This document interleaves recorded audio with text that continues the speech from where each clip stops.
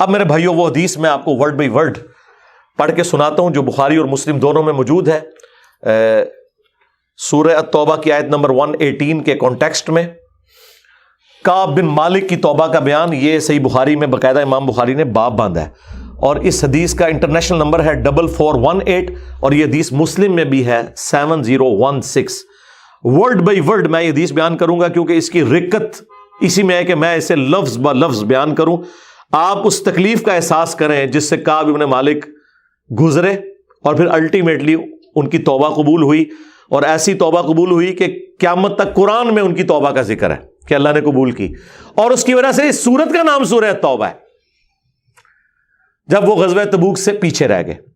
یہ ان کا بیٹا ہے عبداللہ، وہ اس حدیث کو بیان کرتا ہے۔ امام بخاری نے چند واسطوں سے ان کے بیٹے سے یہ حدیث لی ہے۔ وہ عبداللہ اور اس بیٹے کا ذکر امام بخاری نے کیا کہ جب کعب رضی اللہ تعالیٰ عنہ نابینا ہو گئے تو ان کے بیٹوں میں سے عبداللہ ہی تھا جو ان کو راستے میں پکڑ کر چلایا کرتا تھا، مسجد تک لے جاتا تھا۔ وہ عبداللہ بیان کرتا ہے کہ میں نے اپنے والد کعب بن مالک سے ان کے غزوہ تبوک میں شریک نہ ہو سکنے کا واقعہ سنا، تو انہوں نے بتایا کہ غزوہ تبوک کے سوا اور کسی غزوہ میں ایسا نہیں ہوا تھا کہ میں رسول اللہ کے ساتھ شریک نہ ہوا ہوں، البتہ غزوہ بدر میں بھی میں شریک نہ ہو سکا، لیکن جو لوگ غزوہ بدر میں شریک نہیں ہو سکے ان کے متعلق آپ صلی اللہ علیہ وآلہ وسلم نے کسی قسم کی ناراضگی کا اظہار نہیں فرمایا تھا، کیونکہ وہ آپشنل تھا، وہ اب ذکر بھی آ رہا ہے، کیونکہ آپ صلی اللہ علیہ وآلہ وسلم اس موقع پر صرف قریش کے قافلے کی تلاش میں نکلے تھے، لیکن راستے میں اللہ تعالیٰ کے حکم سے کسی پہلی تیاری کے باوجود اللہ تعالیٰ نے ان کو دشمنوں کے ساتھ ٹکروا دیا۔ وہ موزانہ طور پہ ہوا تھا کیونکہ وہ بدر کے لیے نکلے، ورنہ تو یہ بھی ساتھ شامل ہوتے۔ میں لیلہ عقبہ میں رسول اللہ کی خدمت میں حاضر ہوا تھا، یعنی وہ مدینہ کے لیے جو ہجرت کے لیے جن چند ساتھیوں نے انصار مدینہ نے راہ ہموار کی تھی ان میں یہ شامل تھے، جو نبی الاسلام کی زندگی کا ایک ٹرننگ پوائنٹ تھا، ایک الٹرنیٹو بیس مل گیا۔ تو کہتے ہیں میں اس رات موجود تھا، یہ وہی رات ہے جس میں ہم نے مکہ میں اسلام کے لیے عہد کیا تھا، اور مجھے تو یہ غزوہ بدر سے بھی زیادہ عزیز ہے۔ اوئے خائے خائے، اگرچہ بدر کا لوگوں کی زبانوں پر چرچا زیادہ ہے، میرا واقعہ یہ ہے کہ میں اپنی زندگی میں کبھی اتنا قوی اور اتنا صاحب مال نہیں ہوا تھا جتنا غزوہ تبوک کے موقع پر، جبکہ میں آپ صلی اللہ علیہ وآلہ وسلم کے ساتھ تبوک کے غزوے میں شریک نہ ہو سکا۔ خدا کی قسم اس سے پہلے کبھی میرے پاس 2 اونٹ بھی جمع نہیں ہوئے تھے، لیکن اس موقع پر میرے پاس 2 اونٹ تھے۔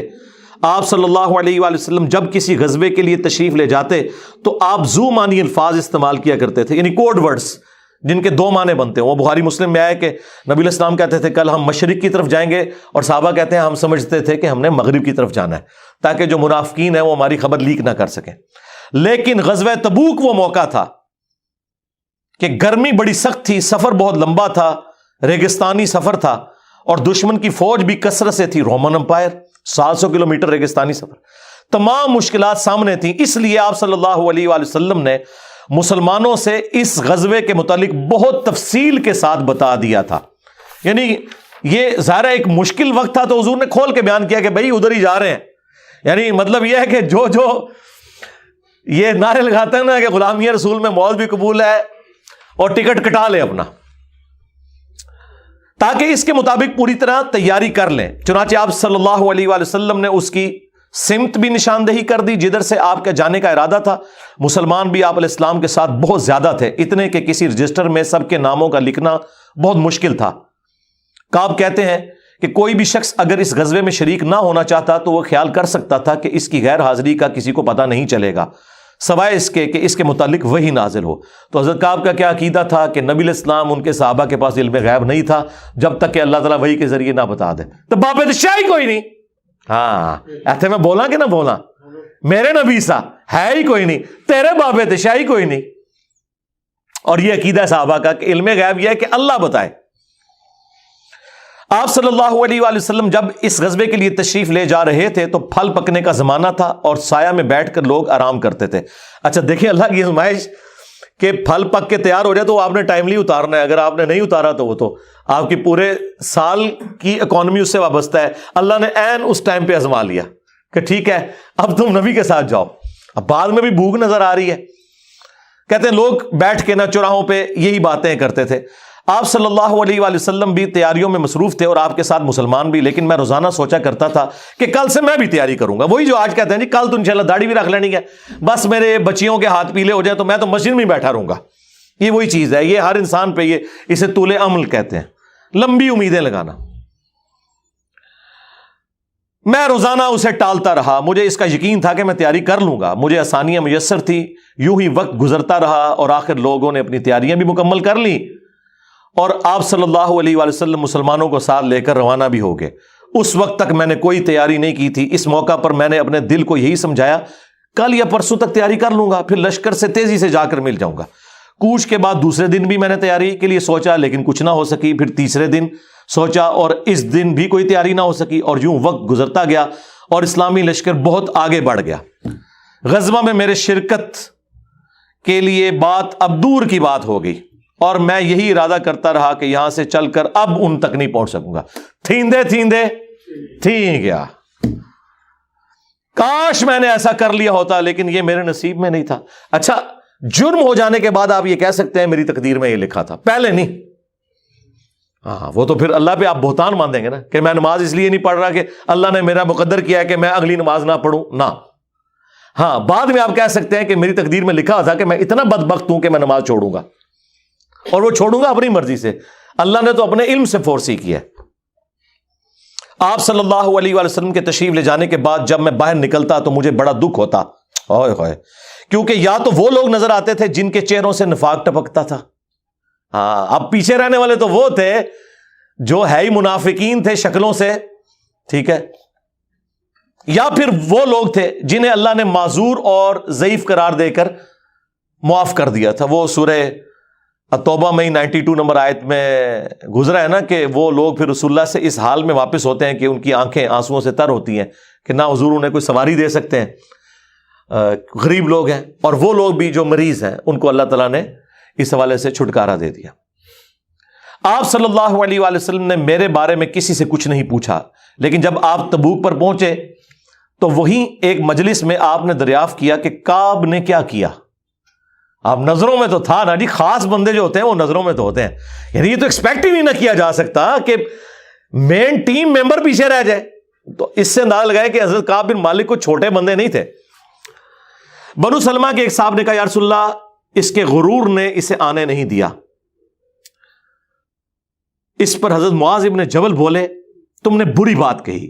یا رسول اللہ خدا کی قسم ہمیں ان کے متعلق خیر کے سوا اور کچھ معلوم نہیں. تو نبی علیہ السلام نے اس کے جواب میں کچھ نہیں فرمایا. دیکھیں انہوں نے پوری رپورٹ لی ہے پیچھے سے کہ کیا کچھ ہوتا رہا وہاں. اب حضور نے کوئی ورڈنگ دی، ظاہر ہے نبی علیہ السلام کو بھی غصہ تھا. کعب بن مالک رضی اللہ تعالیٰ نے بیان کیا کہ جب مجھے معلوم ہوا کہ نبی علیہ السلام واپس تشریف لا رہے ہیں تو اب مجھ پر فکر سوار ہونے لگی اور میرا ذہن کوئی ایسا جھوٹا بہانہ تلاش کرنے لگا جس سے میں کل حضرت کی ناراضگی سے بچ سکوں. دیکھیں وہ بھی عام انسان تھے، اتنے اولو العزم صحابہ، لیکن ظاہر نفس تو ہر بندے کے ساتھ لگا ہے. وہ بھی سوچ رہے ہیں کہ یار چلو میں بہانہ کر لوں گا، کوئی مجبوری تھی. ہوئے ہوئے ہوئے ہوئے.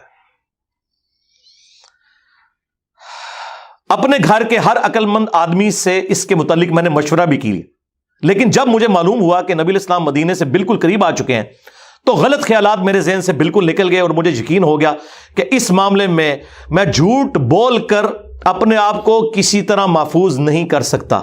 چنانچہ میں نے سچی بات کہنے کا پختہ ارادہ کر لیا. صبح کے وقت حضرت جب تشریف لائے تو آپ صلی اللہ علیہ وآلہ وسلم جب کسی سفر سے واپس آتے تھے تو آپ کی یہ مبارک عادت تھی کہ پہلے مسجد میں تشریف لے جا کر 2 رکعت نوافل پڑھتے، پھر لوگوں کے ساتھ مجلس میں بیٹھتے. جب آپ اس عمل سے فارغ ہو چکے تو آپ کی خدمت میں لوگ آنے لگے جو غزوہ میں شریک نہیں ہوئے تھے اور قسم کھا کھا کر اپنے عذر بیان کرنے لگے. اور ایسے لوگوں کی تعداد 80 کے قریب تھی، یعنی 80 لوگ ایسے تھے جو جھوٹے بہانے لگا رہے تھے. آپ صلی اللہ علیہ وآلہ وسلم نے ان کے ظاہر کو قبول فرما لیا اور ان سے دوبارہ سے عہد بھی لے لیا، ان کے لیے دعائے مغفرت بھی کی. دیکھو جی، آپ لوگ تو کہتے ہیں کوئی بزرگ دعا کر دے، حضور نے بھی دعائے مغفرت کر دی ہے، لیکن اللہ نے کراس پھیر دیا ہے. ہاں یہ ذہن میں رکھیں. آپ نے بہانہ بھی قبول کر لیا، دوبارہ سے بیعت بھی کر لی، چلو تجدید عہد بھی ہو گیا جی. اگر بیعت ٹوٹ گئی تو دوبارہ ہو گئی، اور دعا بھی کر دی اور ان کے باطن کو اللہ کے سپرد کر دیا. کیا بات ہے جی.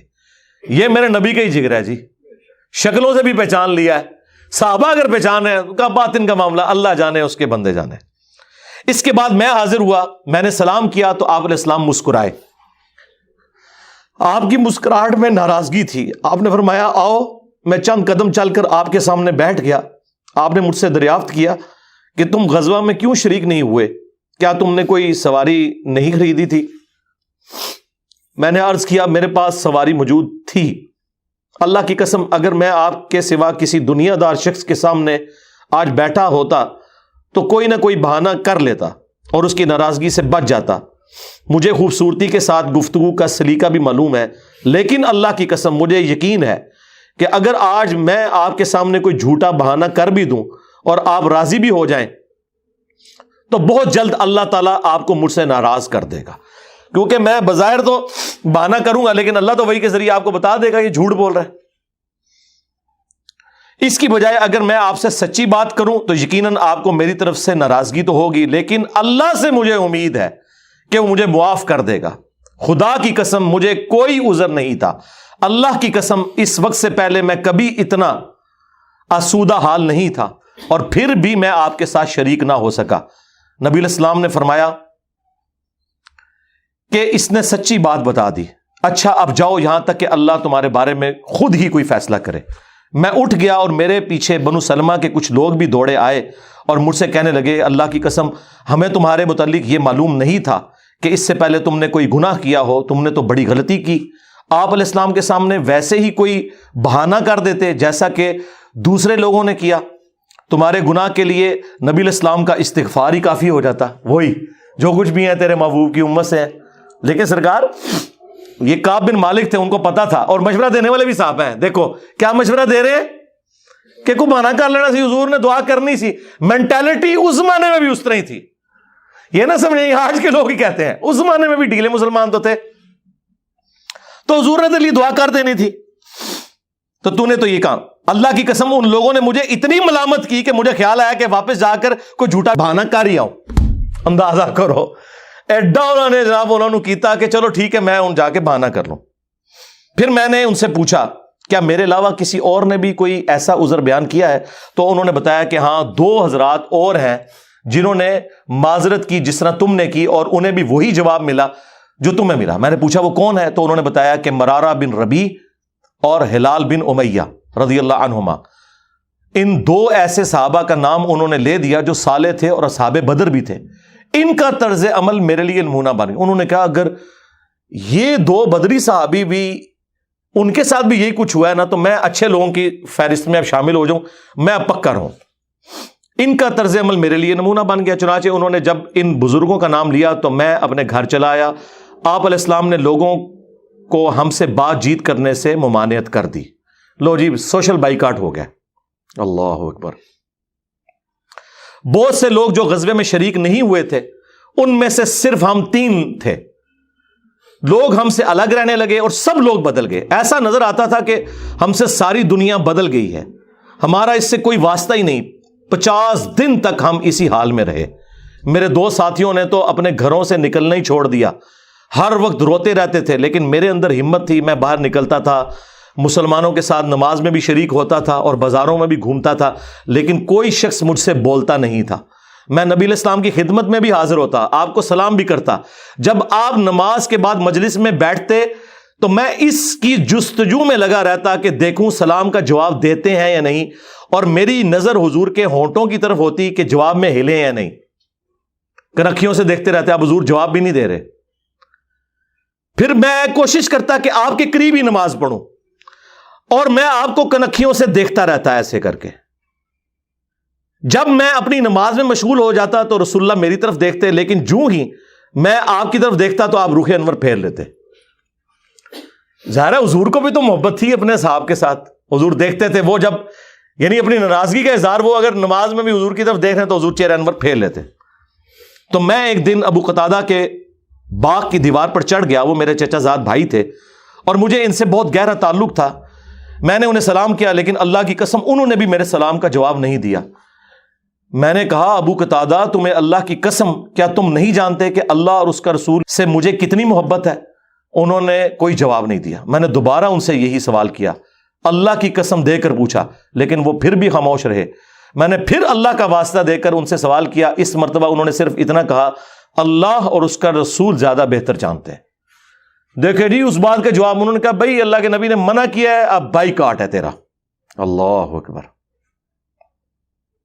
اس پر میرے آنسو پھوٹ پڑے. میں واپس چلا آیا اور دیوار پر چڑھ کر نیچے باہر اترا.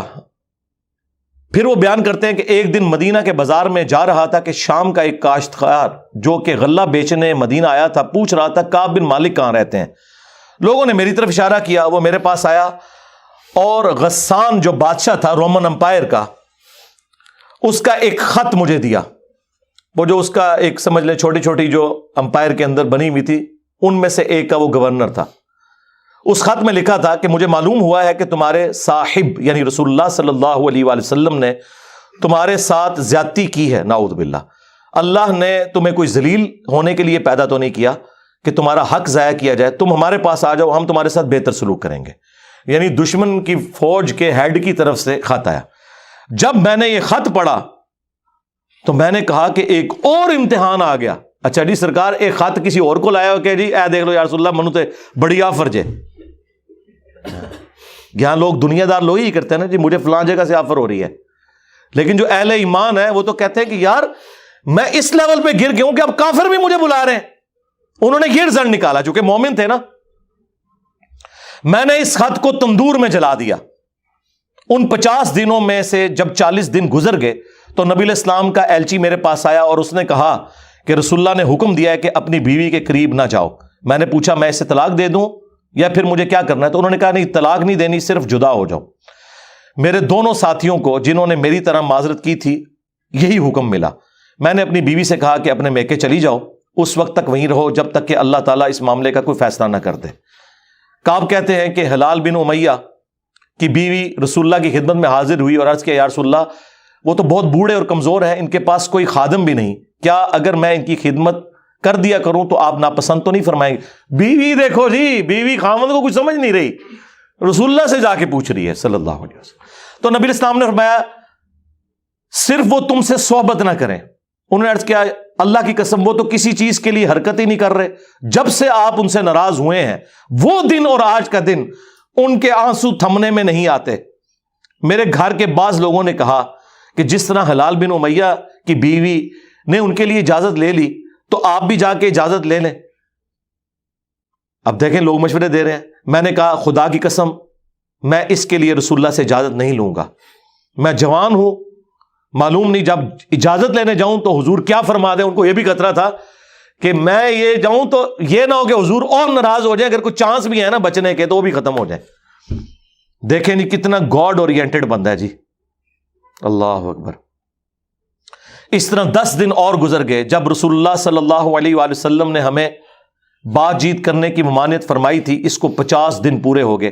50ویں رات کی صبح کو جب میں فجر کی نماز پڑھ چکا اور اپنے گھر کی چھت پر بیٹھا ہوا تھا, اس طرح جیسا کہ اللہ تعالیٰ نے ذکر کیا وہ ہم آیت پڑھ چکے ہیں, سورہ توبہ کی آیت نمبر 118, جس میں تھا نا کہ زمین وسعت کے باوجود تنگ ہو گئی اور ان کا دم گھٹنے والا تھا. میرا دم گھٹ رہا تھا, زمین اپنی تمام وسعتوں کے باوجود میرے لیے تنگ ہوتی جا رہی تھی.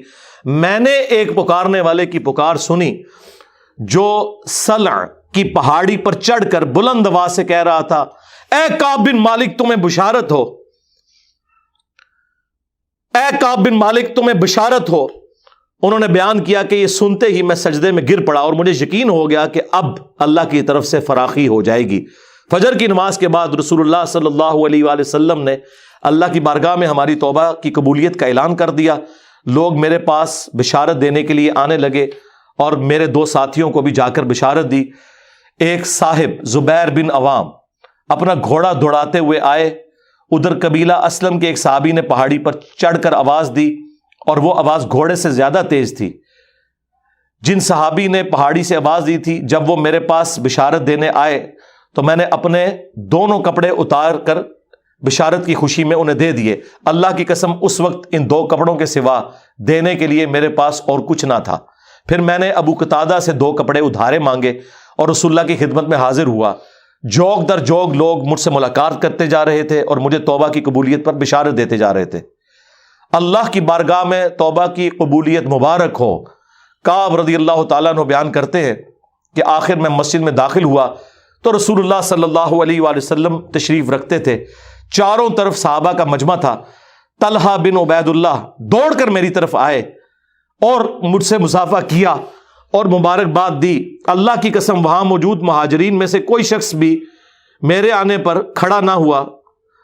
طلحہ رضی اللہ تعالیٰ عنہ کا یہ احسان میں کبھی نہیں بھولوں گا کہ انہوں نے کھڑے ہو کر میرا استقبال کیا۔ جب میں نے رسول اللہ کو سلام کیا تو آپ علیہ السلام کا چہرہ مبارک خوشی اور مسرت سے دمک اٹھا۔ اس مبارک دن کے لیے تمہیں بشارت ہو، اس مبارک دن کے لیے تمہیں بشارت ہو جو تمہاری عمر کا سب سے مبارک دن ہے۔ واقعی جی اس سے بڑی کوئی مبارک بات نہیں ہو سکتی کسی شخص کے لیے کہ اللہ تعالیٰ اس کی توبہ کی اناؤنسمنٹ کرتے اور پھر قیامت تک قرآن میں وہ آیات پڑھی جائیں۔ انہوں نے بیان کیا کہ میں نے عرض کیا یا رسول اللہ یہ بشارت آپ کی طرف سے ہے یا اللہ کی طرف سے؟ فرمایا نہیں، اللہ کی طرف سے۔ اور نبی علیہ السلام جب کسی بات پر خوش ہوتے تو چہرہ مبارک روشن ہو جاتا تھا، ایسے جیسے چاند کا ٹکڑا ہو۔